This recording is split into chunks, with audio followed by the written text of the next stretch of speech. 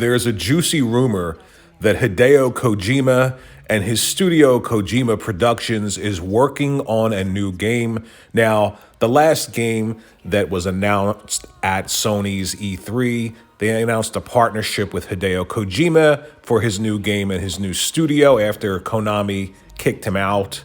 And it was a big deal. Sony even partially funded some of it, gave him access to the Decima engine. The Decima engine was created for Horizon Zero Dawn. It was used in a lot of other games like Until Dawn. It's why the game Until Dawn looks so much better than the next game by that same studio, because they weren't able to use the Decima engine anymore.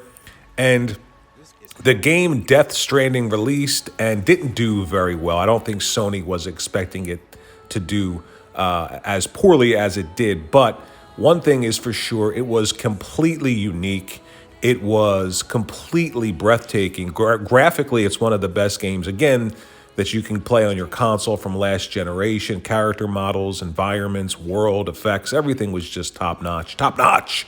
But the game, in terms of gameplay, I don't think a lot of gamers identified with it. It's about connecting different parts of the world. You're a courier on foot, and you have to traverse this world. So the world is a character in and of itself. But it was one thing. It was absolutely unique, absolutely cool. Now, the rumor is that Kojima is working on something for Xbox, for Microsoft, and by default for Game Pass. And this is a big deal if it's true, and I'll tell you why.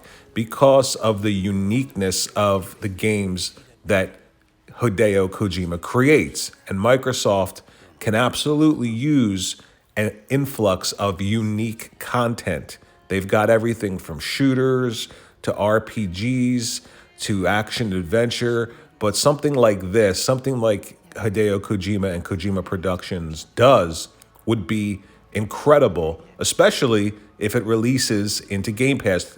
And we know everything and anything Microsoft is doing is geared towards Game Pass and releasing into Game Pass as soon as it's ready. I think after the reception of Death Stranding and the fact that it didn't do as well as many people expected, you know, you have the name Hideo Kojima. A lot of people associate that with Metal Gear Solid. And I think people were waiting for something along those lines with really cool characters and really cool gameplay.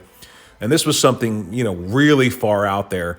And he does tend to just take the money and do whatever he wants, which is what you want when you have somebody who's really creative like that, but you have to rein them in a bit. And I think that's what happened with Konami and Kojima. I think that Konami wanted to rein him in a bit and make something that was unique, but a little bit more commercial so that more people could approach it. And I think that's why they had that falling out. But after Death Stranding, I think that Kojima can still be unique, but I think he learned the lesson of, you know, you really need to make a game with gameplay that's a little bit more identifiable immediately to the gamer. So maybe the lessons learned from Death Stranding would lead to an even better game. And if that game is exclusive to the Xbox and Game Pass, that's a big name to draw more people into that ecosystem. And it's a big name to get more people to subscribe to that service. And this game by Kojima, if it is exclusive, will probably be coming out right around the time that a few first-party Microsoft games have already dropped into Game Pass. So it'd just be an even bigger influx of titles with a big name attached to it.